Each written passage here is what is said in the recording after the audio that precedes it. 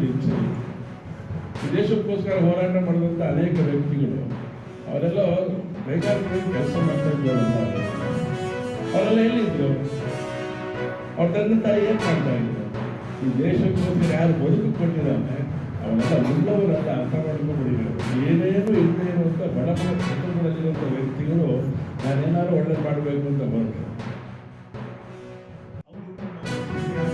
ಅವರಿಗೆ ಹೆಚ್ಚು ಸಹಕಾರವನ್ನು ಸರ್ಕಾರಗಳು ಕೊಟ್ಟಾಗ ಅವಾಗ ಸೃಷ್ಟಿಗಳು ಕೂಡ ಆಗುವಂಥದ್ದು ಕೂಡ ಆಗುತ್ತೆ. ಭಾರತ ಮಾತ್ರ ಅಲ್ಲ, ಇಡೀ ಪ್ರಪಂಚದಲ್ಲಿ ಇವತ್ತೊಂದು ಭೂತ ನಮಗೆ ಕಾಣ್ತಾ ಇದೆ. ಮುಂದಿನ ದಿನಗಳಲ್ಲಿ ಏನಾಗುತ್ತೆ ಅನ್ನೋಂಥದ್ದು ಗೊತ್ತಿಲ್ಲ.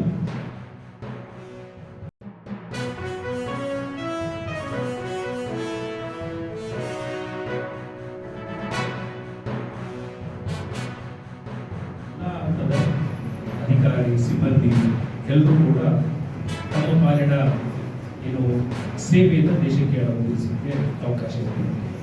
ಅದೇ ರೀತಿ ದೇಶ ಕಟ್ಟುವಂಥ ಕೆಲಸಗಳಲ್ಲಿ ಕೇವಲ ಈ ಸ್ಯಾಲರಿ ಕ್ಲಾಸ್ ಇದೆ, ಅದನ್ನು ಹೊರತುಪಡಿಸಿಯೂ ಕೂಡ ಹಲವಾರು ಗಣ್ಯರು ನಮ್ಮ ದೇಶ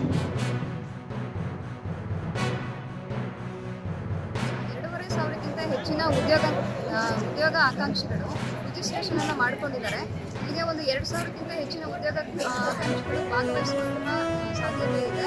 ಹಾಗೆ 50ಕ್ಕೂ ಹೆಚ್ಚಿನ ಪ್ರತಿಷ್ಠಿತ ಕಂಪನಿಗಳು ಸಹ ಭಾಗವಹಿಸಿದ್ದಾರೆ.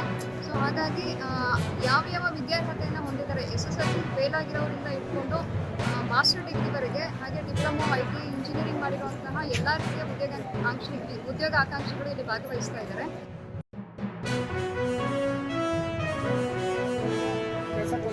ಸೊ ನಾನು ಈ ಉದ್ಯೋಗದ ಮೇಳದಲ್ಲಿ ನಾನು ಒಂದು ವರ್ಕರ್ ಆಗಿ ಕೆಲಸ ಮಾಡಬೇಕಂತ ನನಗೊಂದು ಭಾರಿ ಆಸೆ ಇದೆ.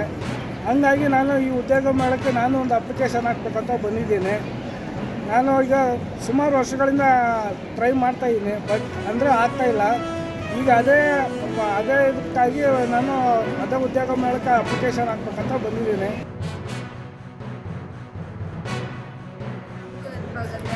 ಮಕ್ಕಳು ಇಟ್ಕೊಂಡು ಓದೋದಕ್ಕಾಗಲ್ಲ, ಕೆಲಸ ಮಾಡೋದಕ್ಕಾಗಲ್ಲ ಅಂತೆಲ್ಲ ಹೇಳ್ತಿರ್ತಾರೆ. ಉದ್ಯೋಗ ಮೇಳಕ್ಕೆ ಬಂದಿದ್ದು ಕೆಲಸಕ್ಕೋಸ್ಕರ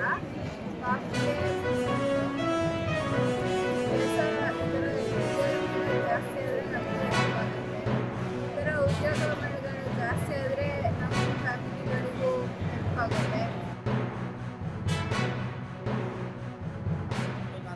ನಾವು ಸರ್ಕಾರದಲ್ಲಿ ಕೇಳ್ಕೊಳ್ತೀವಿ, ಸರ್ಕಾರ ಇಂಥ ಉದ್ಯೋಗ ಮೇಳಗಳನ್ನು ನಡೆಸುತ್ತಿರುವಾಗ ಅಂಗವಿಕಲರು, ಅಂಧರಿಗೂ ಮತ್ತು ಅಂಗವಿಕಲರಿಗೂ ಹೆಚ್ಚಿನ ಪ್ರಾಶಸ್ತ್ಯಗಳನ್ನು ಕೊಡಬೇಕು. ಕಂಪ್ನಿಯವರು ಮತ್ತು ಸರ್ಕಾರ ಎಲ್ಲದಕ್ಕೂ ಹೆಚ್ಚಿನ ಪ್ರಾಶಸ್ತ್ಯವನ್ನು ಅಂಧರಿಗೆ ಮತ್ತು ಅಂಗವಿಕಲರಿಗೆ ಕೊಡಬೇಕಾಗಿ ಕೇಳ್ಕೊಳ್ತಾ ಇದ್ದೀವಿ.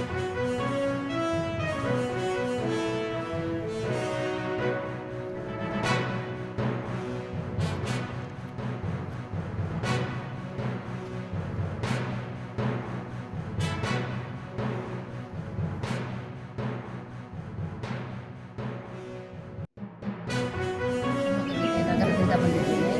ನನಗೆ ಕಾರ್ಮಿಕ ಇಲಾಖೆಯಿಂದ ದ್ವಿಚಕ್ರ ವಾಹನ ಕೊಟ್ಟಿದ್ದಾರೆ. ನಾನು ಸಣ್ಣ ಉದ್ಯೋಗವನ್ನು ಮಾಡಿಕೊಂಡಿದ್ದೀನಿ. ಇದರಿಂದ ನನಗೆ ತುಂಬ ಉಪಯೋಗವಾಗುತ್ತದೆ. ದ್ವಿಚಕ್ರ ವಾಹನ ಕೊಟ್ಟದ್ರಿಂದ ನನಗೆ ತುಂಬ ಅನುಕೂಲ ಆಗ್ತಿದೆ. ಓಡಾಡೋಕ್ಕಾಗ್ತಾ ಉಂಟು.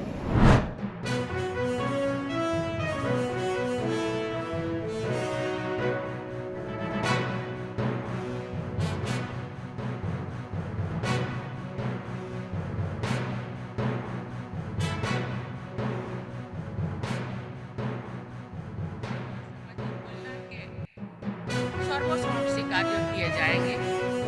इस सेवा संकट के लिए मेट्रो से जुड़े सभी लोगों को बहुत बहुत सराहना करती हूँ, क्योंकि केवल भगवान से प्रार्थना करने से हम लोगों का विकास के लिए जरूरत है। ये तो आध्यात्मिक को प्रेयर करने से आध्यात्मिक विकास होता है, आत्मिक विकास होता है, लेकिन शारीरिक संचालन के लिए मानसिक विकास का भी आवश्यकता होता है, शिक्षा का भी आवश्यकता होता है।